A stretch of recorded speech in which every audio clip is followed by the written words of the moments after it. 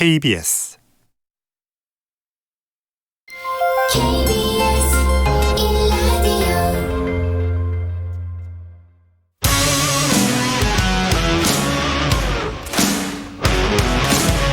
뉴스타파 기자 김경래 최강 시사.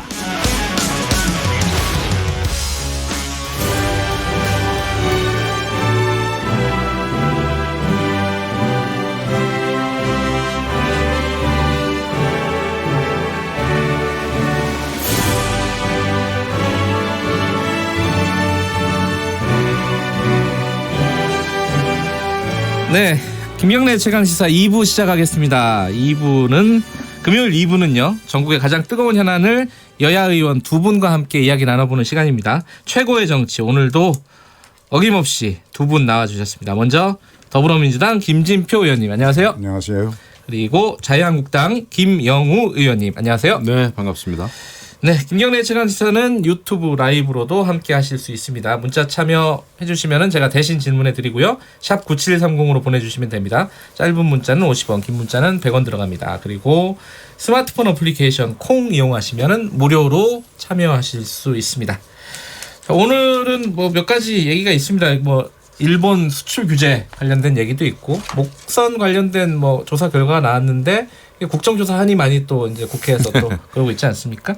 그 얘기도 해야 되고 뭐 할 게 말고도 뭐 여러 가지가 있는데 하나 이제 어제랑 그제 그 연설 원내대표 연설이 있었잖아요. 나경원 원내대표가 어제였죠 아마? 네. 어제고 그리고 이인영 원내대표가 그제. 네. 그 제가 두 분께 하나씩만 좀 여쭤보면은 일단은 여당에 먼저 여쭤보면 그 이인영 원내대표가 국회 뭐 매달 열자. 근데 그거 원래 계속 정식으로 열게 돼 있잖아요 국회법에. 지금은 격월로 돼 있죠. 그러니까요. 그런데 격월로도 안 열리잖아요 지금. 그것을 강행법으로 만들어서 하자는 것이 국회 개혁위원회가 만든 권고안에 따라서 여야 간에 어느 정도 공감대가 있는 것이 매월 1일 항상 개원하자. 그런 게 있어요. 그러니까 그거를 법으로 만든다고 열리겠나 뭐 이런 약간 회의적인 시각도 있더라고요. 그래서 이제 몇 가지 하고 겹쳐서 예를 들면 국회에 참석하지 않으면 네. 법적으로는 매월 초에 개원하고 참석하지 않으면 세비를 삭감하는. 아하. 세비를 삭감하는요? 네. 그건 좀 세네요. 그렇죠. 그렇게 결합시키자는 게 이인영 의원 대안이죠. 이런 거에 대해서는 김영우 의원님은 어떻게 생각하세요? 뭐 좋습니다. 좋은데 이제 지금의 국회법을 잘 지키는 게 저는 우선이다 생각합니다. 앞으로의 개혁 법안을 뭐 만들 수는 있겠습니다만은 네. 지금 이제 국회법에 따르면은 매달 그 짝수달에는 국회가 열리게 돼 있고 또 가을 정기국회 열리게 돼 있고 이런 거를 정확히 지키면서 국회를 열고 닫는 문제가 이제 정쟁의 수단이나 대상이 돼서는 안 된다라는 게 제 기본적인 생각입니다. 뭐 자유한국당이 근데 그 말에 대해서 그렇게 자유롭지는 않잖아요. 그러니까 이제 누가 또 원인 제공을 했느냐 안 했느니 책임 소재를 따지다 보면 이제 또 강대강 대치로 가는 건데 어쨌거나 이제 좀 미래지향적인 차원에서 국회법은 저는 지키는 게 맞다고 봐요. 알겠습니다. 어떤 경우에도 국회를 닫는 것을 투쟁수단으로 삼는 것은 우리가 야당 때도 그런 일이 있었는데 저는 원내대표 때 절대 그렇게 안 하려고 그랬습니다.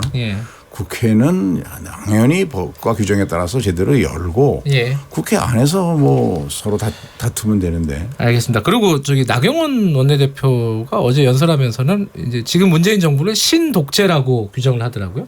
신독재는 뭐 옛날 독재랑 좀 다른 겁니까? 뭐 간단하게. 예전에는 이제 그야말로 어떤 그 무력, 총으로 다스린 때도 있지 않았습니까? 근데 이제 그런 차원이 아니지만 그 사법부를 장악한다든지 또 의회에서 힘으로 다수라는 것을 통해서 밀어붙인다든지 그다음에 이제 또 언론 관계 등등등 해가지고 그런 사법부와 또 입법부에서의 그런 실력 행사, 힘을 통한 숫자로 밀어붙이는 이런 것을 이제 신독재다 이렇게 이야기하는 거고요. 그다음에 무슨 지금 또 과거 정부 청산이다, 적폐청산이다 해가지고 과거에 그 정부에서 일했던 사람들을 이제 수없이 조사를 하고 검찰 조사하고 감옥에 보내고 이런 등등이 이것은 누가 봐도 독재다 하는 취지에서의 이제 발언이겠죠.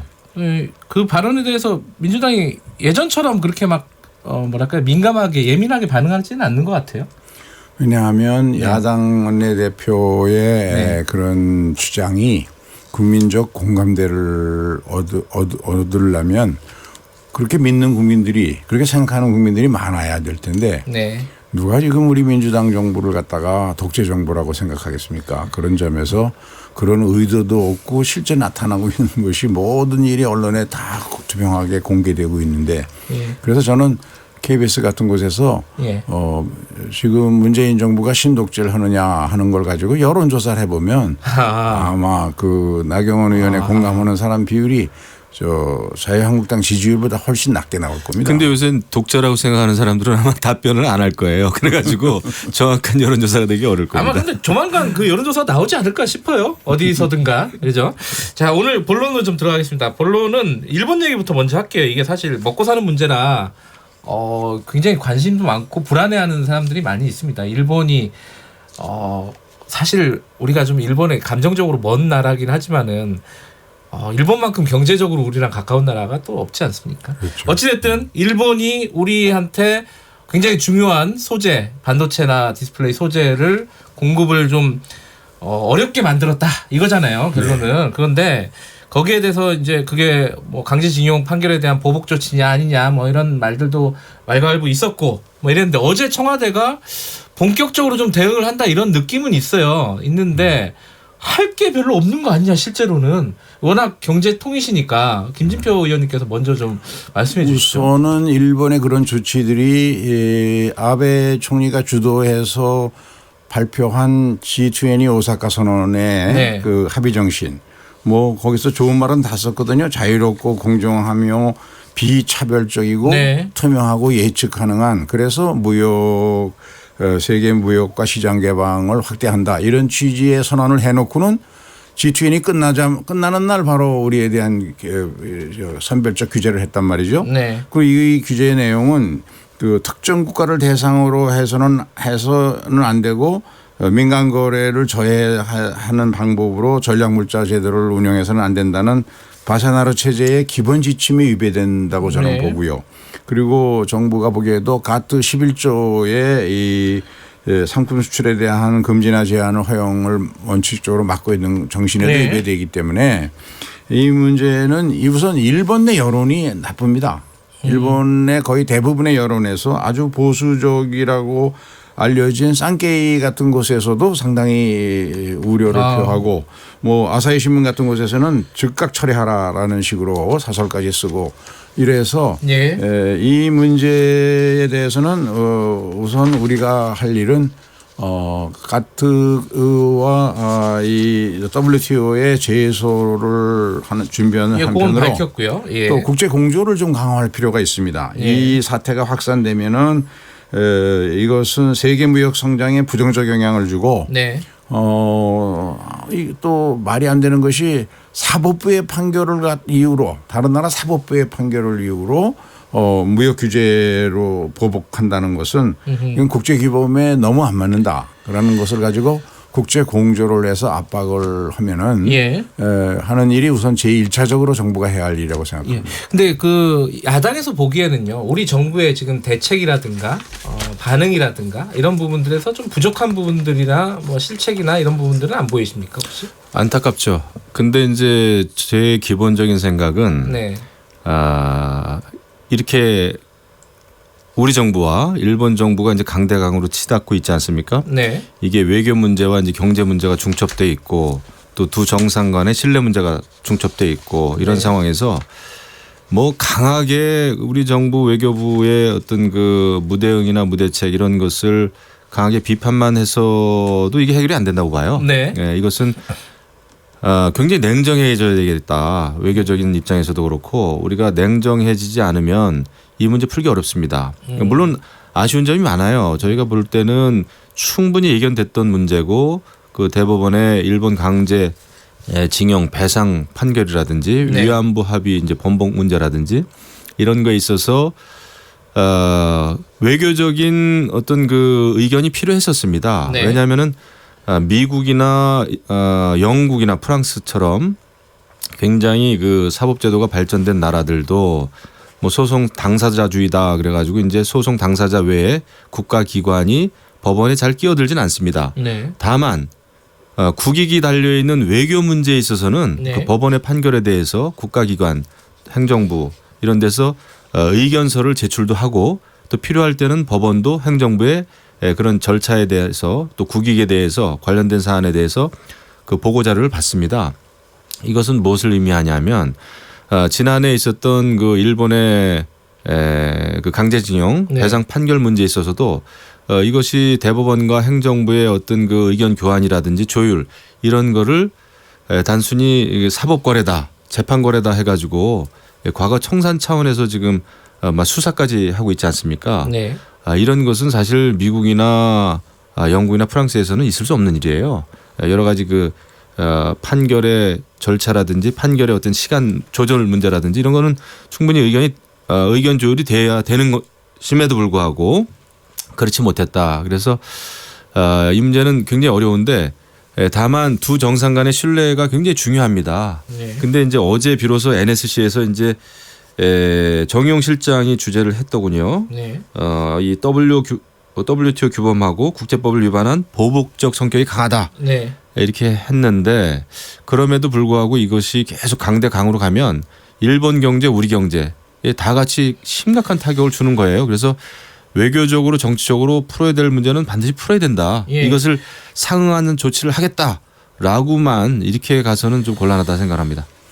김지표 의원님, 뭐 하고 싶은 말씀 하시지만은 요 아까 김영우 의원님의 말씀에 대한 대답은 좀 해주셔야 될 것 같아요. 그러니까 말하자면은 사법농단 수사가 지금의 상황에 일정 정도 영향을 미친 거 아니냐라고 말씀하신 부분이 있거든요. 네, 그 부분은 좀 이제 얘기를 해주셔야 될 것 같아요. 칸에서는 이제 나라마다 네. 소위 상권 분립이 어떻게 지켜지고 있느냐 하는 것은 좀 정도의 차이가 있습니다. 네. 그 중에서 가장 사법부가 의회나 행정부로부터 독립되어 있지 못한 체제로 운영되는 대표적인 나라가 일본입니다. 네. 일본은 의회와 행정부의 파견관이 일본 대심원에 나가 있고 네.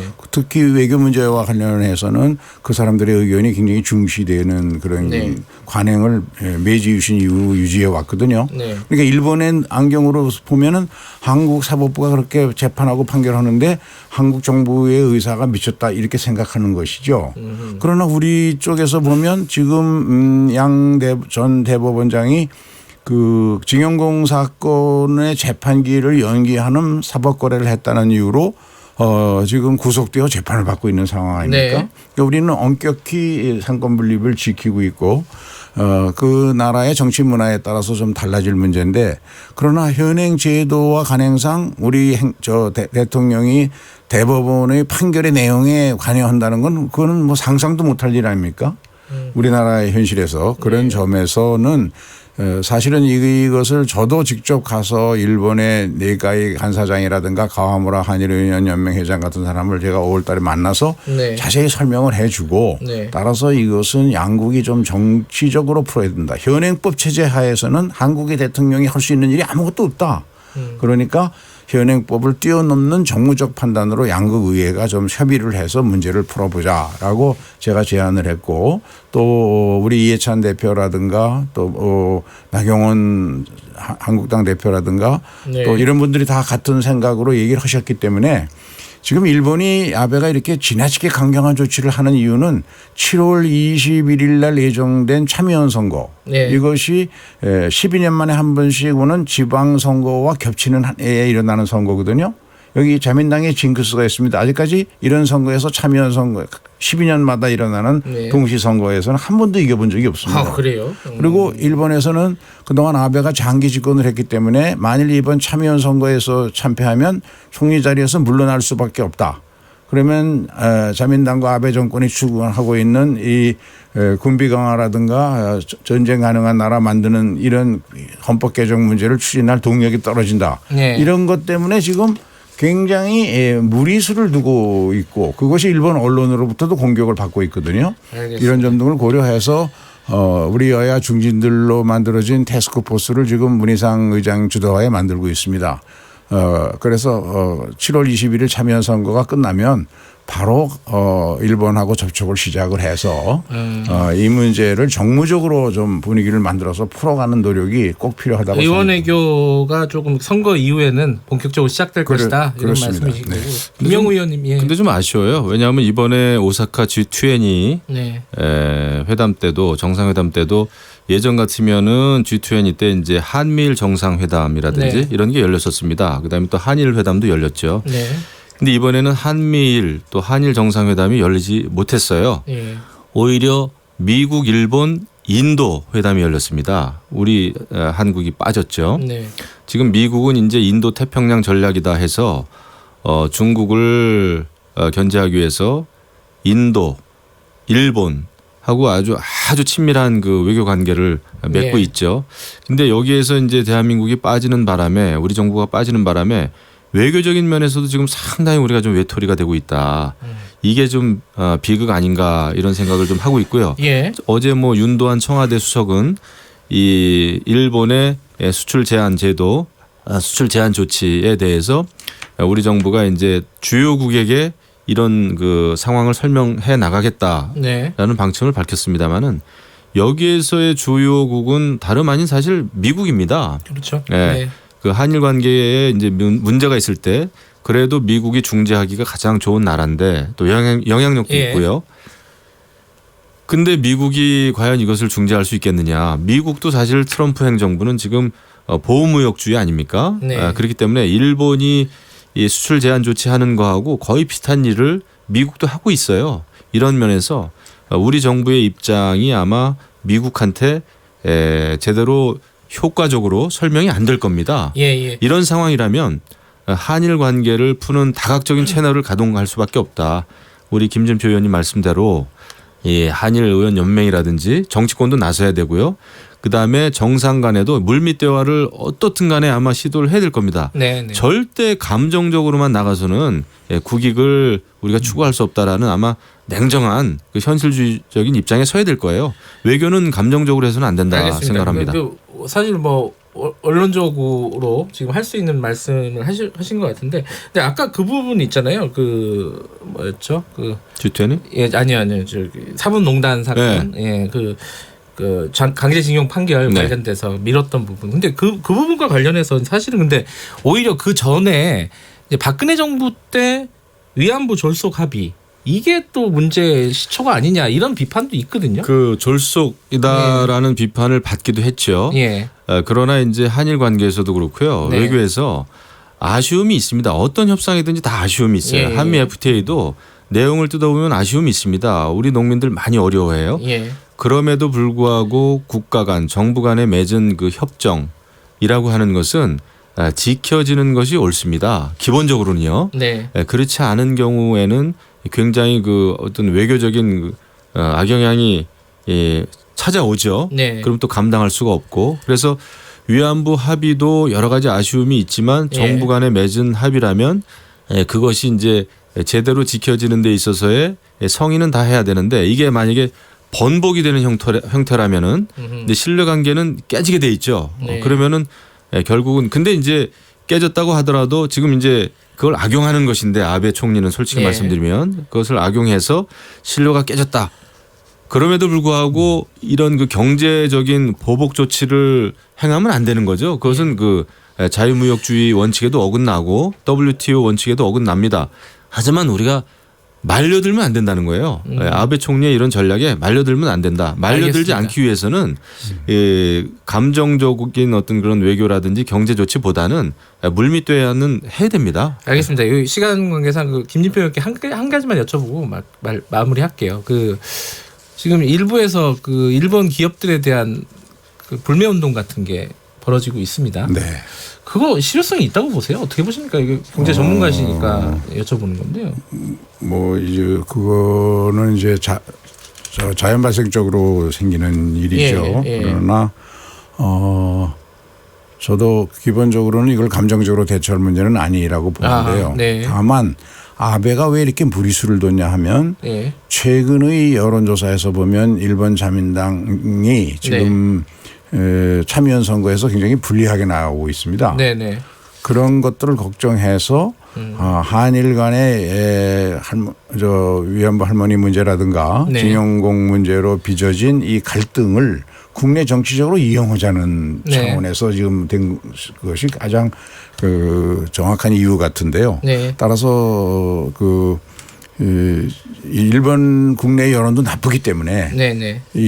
이번 선거가 참여연 선거가 끝나는 대로 정무적으로 좀 양국의 정치인들이 좀 중진들이 만나서 이 문제를 풀어가도록 노력을 해야 되는 것은 또는 그것이 저는 충분히 성공 가능하다고 생각하는 것은 이번 대책으로 인해서 일본 기업들도 굉장히 피해를 받게 됩니다. 네네. 왜냐하면 우리나라가 D램은 세계 생산량의 70%를 넘게 네. 또 낸드 플래시도 50% 가까이 생산하기 때문에 벌써 월스트리트 저널 같은 데는 일본 기업이 이런 피해를 받게 된다는 것이 보도되고 있거든요. 네. 그런 점 등을 주변 국가들과 함께 이제 일본의 압박을 가하면 국제 공조를 하면은 이 문제는 풀어질 수 있는 문제다. 알겠습니다.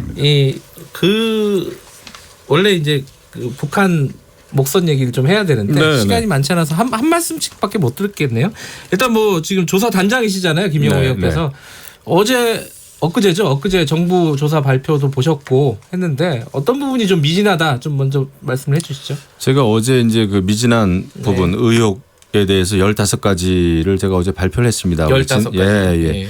근데 가장 궁금한 것은 처음부터 경계 작전에는 문제 없었다 이렇게 국방부 합참에서 발표를 하지 않았습니까? 그랬죠. 네. 예, 그렇게 아주 잘못된 평가를 내린 그 근본적인 그 과정이 설명이 돼야 됩니다. 네. 그리고 이제 대통령께서 국가안보실 1차장을 엄중 경고했다고 그러는데 국가안보실이 어떻게 잘못했는지 무슨 네. 일을 잘못했는지 그리고 청와대 직원은 국방부 합참 브리핑 그 장소에서 어떤 역할을 했는지 네. 이런 게 밝혀져야 되고 그리고 지금 북한 그 목선 선박이 굉장히 중요한 증거인데 네. 이것을 정부 합동 브리핑 때 또 폐기하겠다고 또 발표를 했어요. 예. 이거 폐기하면 안 됩니다. 그리고 제가 많은 그 북한 탈북자들의 증언을 제가 종합했는데 이 북한 선박은 군부대 소속이에요. 예. 그렇다고 했을 때는 많은 의혹들이 아직도 여전히 남아있는 상황에서 그냥 묻혀서는 안 된다 생각합니다. 남은 의혹이 굉장히 많다라고 하시는 거고 국정조사도 지금 자유한국당 주장하고 계시지 않습니까? 네. 그 부분에 대해서는 어떻게 생각하세요? 저는 이제 지난번 합동조사 결과를 국무조정실에서 주관해서 정부의 종합적 입장을 발표했고 네. 또 국방부 장관과 국무총리가 여러 차례 걸쳐서 사과를 했고 네. 그리고 이 사건은 잘 아시는 대로 삼척항에 입항한 북한 목선을 민간인이 발표해서 112로 신고해서 해경이 발표한 것인데 해경과 우리 군 간의 소통이 제대로 안 돼 가지고 군에서 발표할 때 삼척항 인근이라든지 뭐 이런 등등의 표현을 또 경계에 문제가 없다든지 이런 잘못된 발표를 해 가지고 국민들에게 굉장히 실망을 줬는데 여기에 대해서는 의당의 책임을 물을 계획이고 이미 책임 물을 범위를 다 발표했기 때문에 국정조사는 필요 없다고 생각합니다. 왜냐하면 이 사건은 이미 대부분이 밝혀졌고 이 사건은 22사단 2012년 10월에 있었던 노크 기순 사건 그것과 아주 유사합니다. 그때도 제대로 된 보고를 안 해갖고 대통령이 이틀 뒤에나 보고를 알겠습니다. 받은 그럴 때도 이 시간이 없어서 없었거든요. 국정조사가 진행되는지는 한번 좀 지켜보도록 하고요. 오늘 앞에 얘기가 너무 길었네요. 두 분 고맙습니다. 네, 감사합니다. 자유한국당 김영우 의원, 민주당 김진표 의원이었습니다. 2부 여기까지 하겠습니다. 잠시 후 3부에서 뵙겠습니다.